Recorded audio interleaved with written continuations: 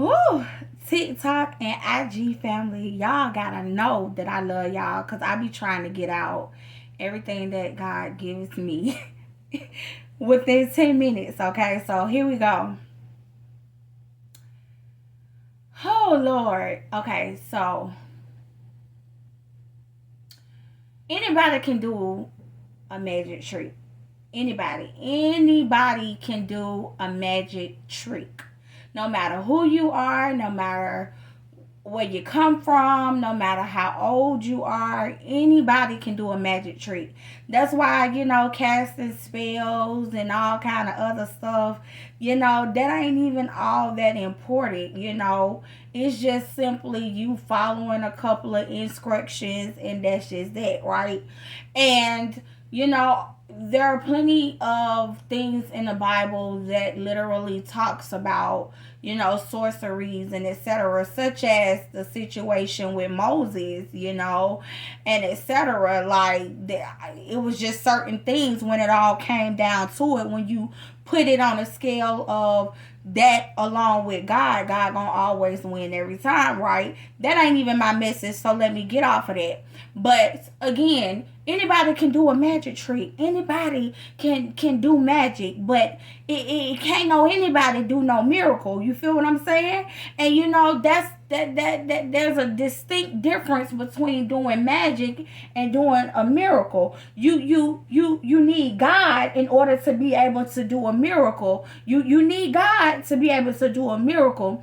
You don't necessarily need God to be able to do magic and perform magic. And the problem that we keep having nowadays is you got too many musicians out here trying to do things and that are doing things and succeeding. And as a result of that, people want to believe in that instead of believing in the actual miracles that God has performed.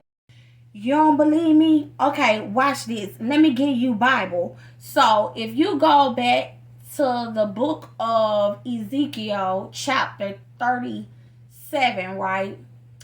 God took Ezekiel and placed him in a valley of dry bones. Now, I want you to understand that a musician couldn't have been able to do this, okay? So he takes him in the valley of these dry bones, right? And literally asks him, do you think that these bones can live? And let me just pause right there. One thing that God, the Holy Spirit, and Jesus had in common when it came down to performing miracles within people, right, was they'll always ask you what you think first. They'll always ask you what you think first. Your miracles will always be attached to what you think. Okay, so let me go back. So he literally places him in the valley with these dry bones, and he literally asks him, do you think that these dry bones can live? And Ezekiel was like, well, you got, I mean, you know the answer, so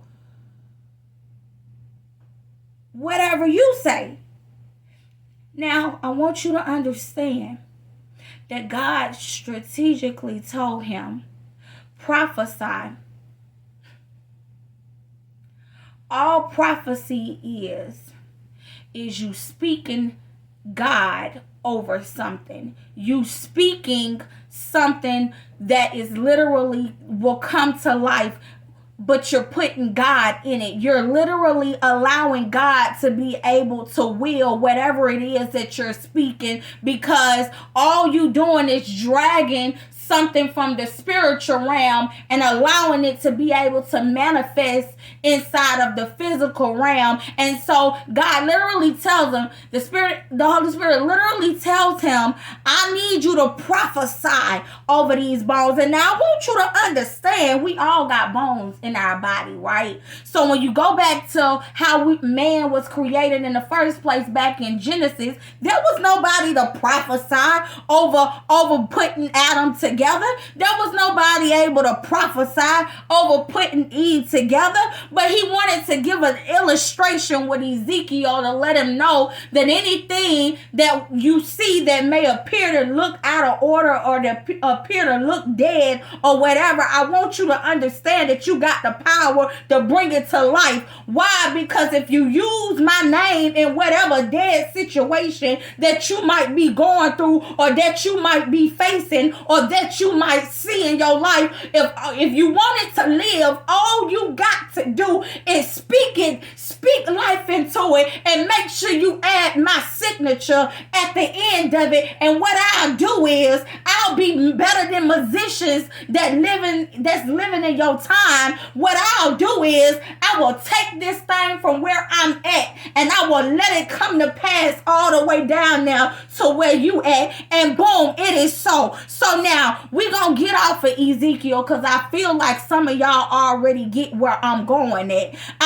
I feel like it don't take much for me to keep talking about Ezekiel. I feel like y'all want me to make this thing personal to you, and so I'm gonna do just that. You might be in the hospital bed right now, sick, don't even know what is going on. The medical reports don't look right or whatever, but God told me to ask you, do you feel like you can be healed? Do you believe that you can be healed? Because if you believe that you can be healed, I'll do you one better than what them doctors been doing for you. I'll make sure that I take you from, because where I am at, you're already healed. So what I'll do, if you believe that they can be healed, or if you believe that you can be healed, I'll take your healing that is where I am and I will bring it down to your sick body and I'll make you heal. Do you feel like your marriage can be healed? Because if so, it's healed where I am.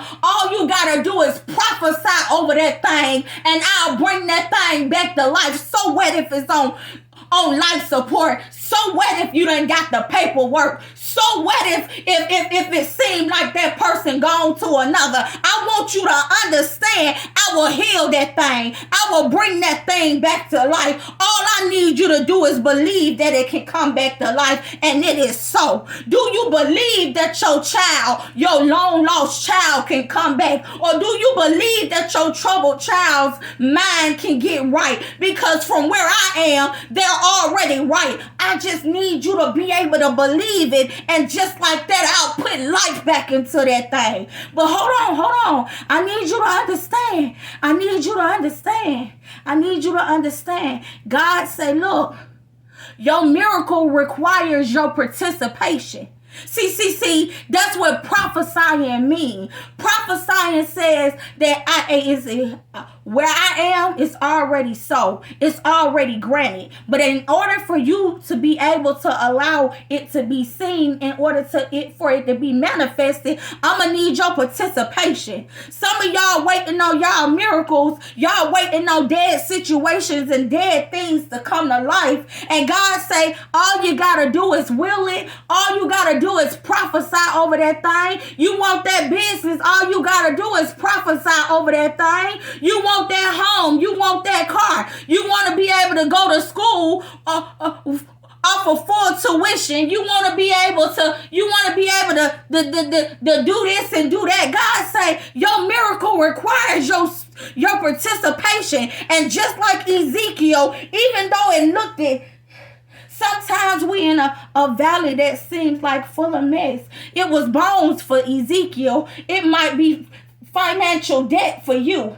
It might be health situations for you. It might be family problems for you. It might be marital problems for you. It might be on the job problems for you. It might be business problems for you. It might be, it was bones for him. And God say, do you believe that it can live? Do you believe that it can live? As always, because I'm out of time, I love y'all and goodbye.